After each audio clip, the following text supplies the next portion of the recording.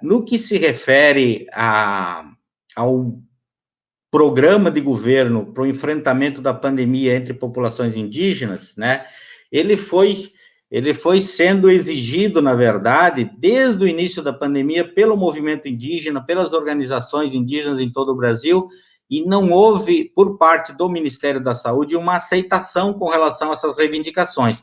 Foi preciso que a APIB, né, a Articulação dos Povos Indígenas do Brasil, junto com outras entidades, instituições, inclusive o Conselho Nacional de Direitos Humanos, ingressassem com uma ação no Supremo Tribunal Federal, cobrando, então, medidas por parte do governo no sentido de implementar esse programa.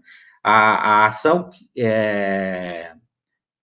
apresentada no STF se chama ADPF, né, que é a Arguição de Descumprimento de Preceito Fundamental, né? Então, é uma ação que visa cobrar do governo as suas obrigações, as suas responsabilidades. Então, essa ADPF 709, ela passou a tramitar em maio e junho do ano passado, foi julgada procedente, não é? Logo na sequência, e o Supremo Tribunal Federal, por unanimidade, obrigou o governo a apresentar um plano em 40 dias. Passados os 40 dias, o governo apresentou um plano insuficiente. O ministro do Supremo, Barroso, ele apreciou esse plano insuficiente e deu mais um prazo para o governo apresentar um novo plano. Isso ocorreu por 4 vezes sucessivas. Agora, então, no dia de ontem, o ministro Barroso, ele decidiu homologar parcialmente este último plano apresentado pelo governo federal, não é? Tendo em vista a necessidade de que alguns programas fossem efetivamente implementados. E ele, então, decidiu, né, que o governo federal deveria, neste momento, garantir a vacinação a todas as comunidades indígenas, a todos os povos indígenas, né, com terras demarcadas ou não demarcadas, não regularizadas, não é? E também aquelas comunidades e famílias que vivem em contexto urbano e que não têm acesso ao SUS. Então, ele decidiu, não é? Na contramão do que o governo vinha propondo. O governo federal dizia que as ações de vacinação, elas seriam feitas naquelas comunidades em que as terras já estariam regularizadas, homologadas, não é? E as demais, elas deveriam se submeter às condições do próprio SUS, né? Aos critérios de prioridades que o SUS define. Não dentro dessa perspectiva do povo indígena como merecedor, né, como um segmento prioritário. Independente disso, nos estados e municípios, né, e também nos distritos sanitários especiais indígenas, por força das lideranças, né, por força das articulações que foram estabelecidas, se assegurou, em grande parte do país, a vacinação dos indígenas também naquelas áreas que não estavam demarcadas. E em muitas regiões também há comunidades indígenas que estavam em contexto urbano. Tá? Essas de contexto urbano, elas tiveram um apoio muito importante de prefeituras municipais que já desenvolviam, antes da própria pandemia, ações e serviços na área da saúde indígena. Portanto, eles também, dentro dos municípios, já previam, né, a necessidade de que as comunidades em contexto urbanos também fossem imunizadas. E isso veio ocorrendo assim de uma forma significativa, né, em praticamente todo o Brasil. Mas há lugares em que as comunidades, tanto que não vivem em terra demarcada, como aquelas de contexto urbano, né, que não tiveram as condições de serem imunizadas devido à política do governo federal, não é, que estabeleceu como critério só a imunização dos indígenas em terras demarcadas. Então, o ministro Barroso, na decisão de ontem, ele estabelece que todos os indígenas, em âmbito nacional, são merecedores da imunização, da vacinação. Portanto, é obrigação do governo federal fazer a vacinação. Ele também, o ministro Barroso, destacou 7 aspectos que devem ser considerados neste programa, né, emergencial de prevenção e de enfrentamento à Covid entre os povos indígenas. Um dos itens primeiros que o ministro Barroso destacou, é obrigação do governo federal promover a distribuição de cestas alimentares, de alimento para as comunidades indígenas. E nós temos nos deparado especialmente nesses últimos meses, né, com uma realidade de absoluta carência alimentar nas comunidades indígenas. Em geral, as comunidades estão meio que pedindo socorro, no sentido de que a sociedade, os grupos de solidariedade, né, se mobilizem, se articulem no sentido de fornecer cestas básicas para as comunidades, dado que o Estado se omitiu, ele deixou de fornecer as cestas básicas. O ministro Barroso ontem reafirmou em sua decisão que é obrigação do governo federal fornecer alimento para todas as comunidades indígenas. Primeiro aspecto. Segundo aspecto, né, ele também enfatiza sobre a necessidade de que todos tenham acesso à água potável, né?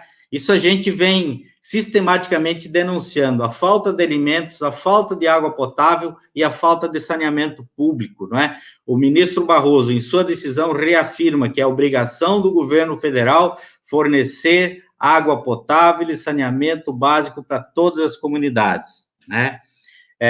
Um outro aspecto que ele destaca é que o governo federal precisa promover um programa de vigilância e informação à saúde. Então, resgatando aquilo que as lideranças agora enfatizaram nesse nosso programa, o ministro Barroso diz exatamente isso. O governo federal precisa informar adequadamente as famílias, os indígenas, acerca da pandemia, do seu impacto, informar sobre a vacinação, sobre os seus efeitos, sobre a sua eficácia. Ou seja, há necessidade, portanto, de que o governo se organize em âmbito nacional para promover a distribuição de alimentos, assegurar água potável, saneamento básico e melhor informar as comunidades indígenas acerca desse contexto todo. O ministro também diz que é obrigação do governo promover uma assistência integral e diferenciada para todas as comunidades indígenas.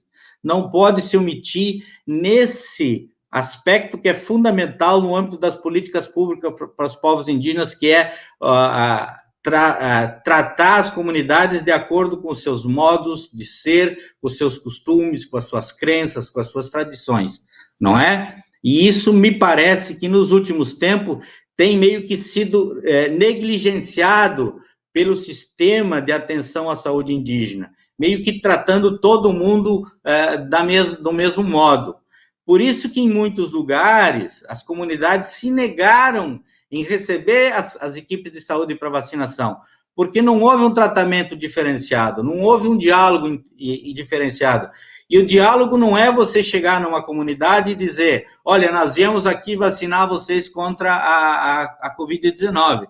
Não, o diálogo é explicar, e nessa explicação, não precisa haver também um intérprete indígena, aquele que vai ajudar a dialogar com a comunidade, aquele que vai transmitir a informação a partir da sua lógica, do seu entendimento, né, dentro da sua estrutura linguística, não do nosso português. E nós tivemos um programa há uns dias atrás, onde nós tratamos da cartilha sobre a resolução 287 do CNJ, em que uma liderança indígena presente ao programa, um estudante de Santa Maria, ele disse assim, vocês se enganam quando falam o português nas aldeias como se fosse o mesmo português que o nosso. Nós, nas aldeias, além de falar a nossa língua própria, o caingangue, o guarani, nós falamos um português próprio, que ele é diferente do português comumente utilizado fora, né? Porque tem a sua característica específica. Então, a necessidade de que essa assistência seja integral e diferenciada, com informação também adequada e diferenciada para cada grupo, para cada comunidade. Por fim, o ministro enfatiza sobre a necessidade do governo se estruturar com equipes de profissionais suficientes, ou seja, ele está dizendo, contratem mais profissionais em saúde, porque o que tem agora não dá conta da demanda, né? Então, a necessidade de ter profissionais da saúde, melhorar as infraestruturas com equipamentos, não é? Esses equipamentos todos necessários agora nesse período de pandemia, né, para poder fazer a prevenção com máscaras, com luvas, com álcool gel, com água, não é? E também equipamentos para atender, para examinar as pessoas.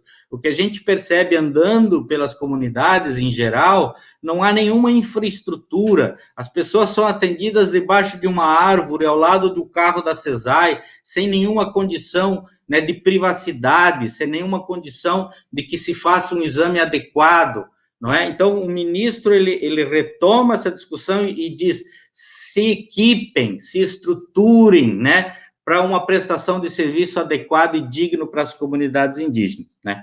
Então, são alguns aspectos dessa decisão de ontem que são importantes, não é, do ministro Edson Fachin, e que é preciso que agora o governo, apesar de tardiamente, se organize no sentido de assegurar uma digna prestação de serviço no âmbito da saúde.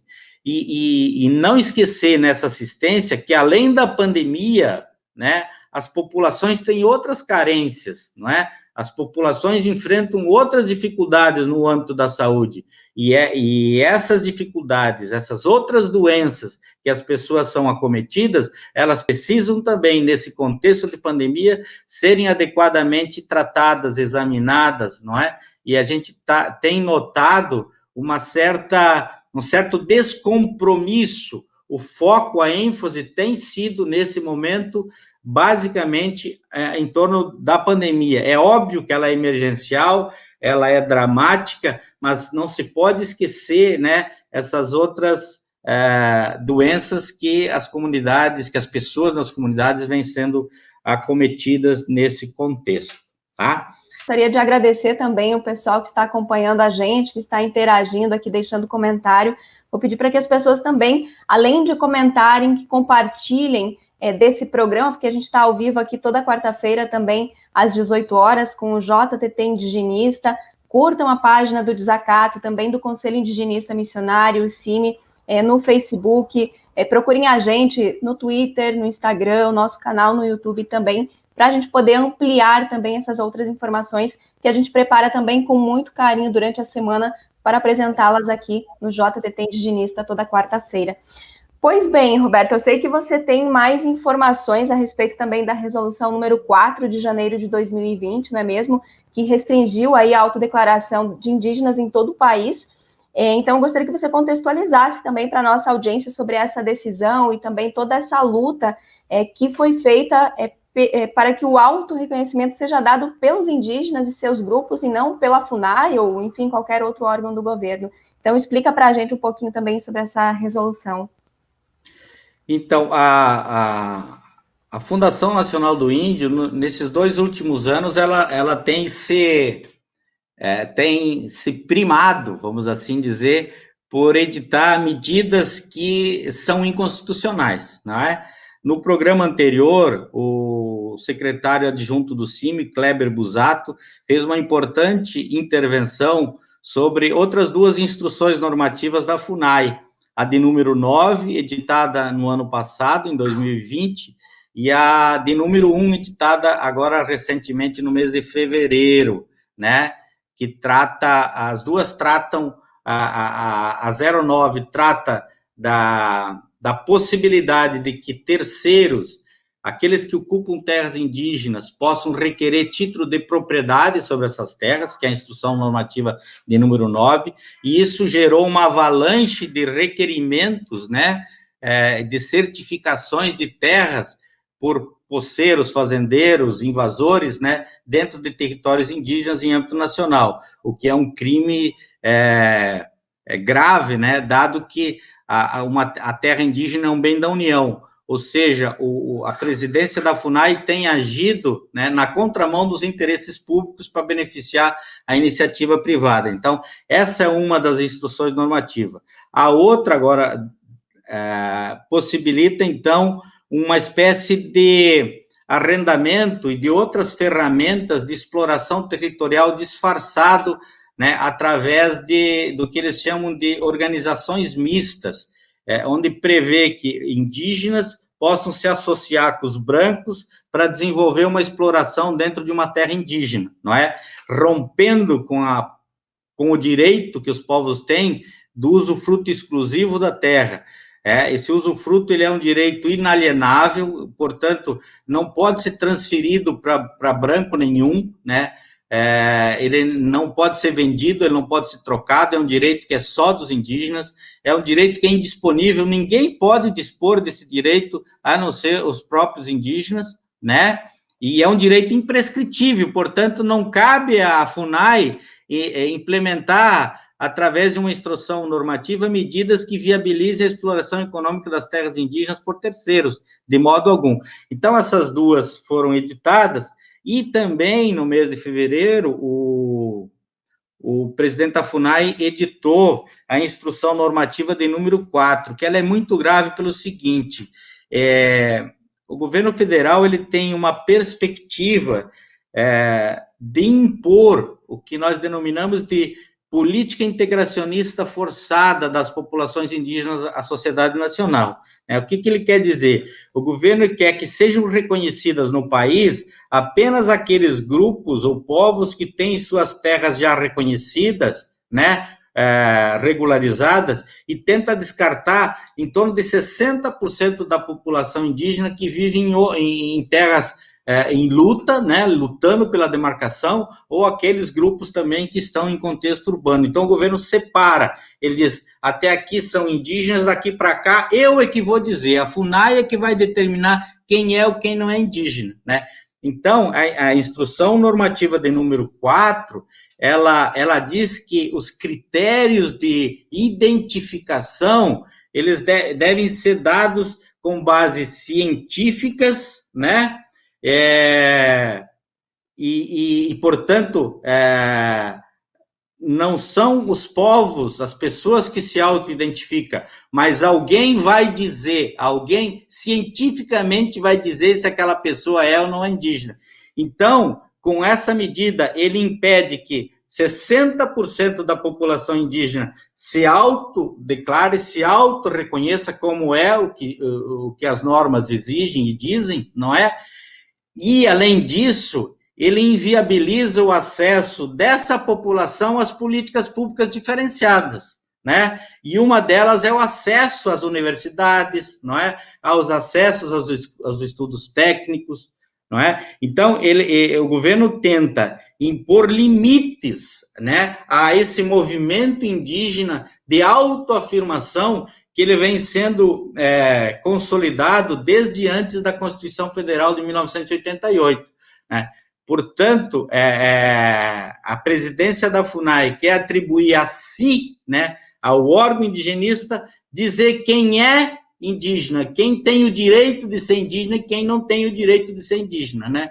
Rompendo, portanto, com todas as normas, né, até agora estabelecidas. E o ministro Barroso, ele caracterizou, portanto, essa resolução dentro dessa DPF, não é? Da DPF 709, ele caracterizou essa instrução normativa como uma instrução normativa inconstitucional. Portanto, ele derruba de vez, né, com essa perspectiva de a FUNAI querer ela adotar os critérios para a identificação de quem é ou de quem não é indígena.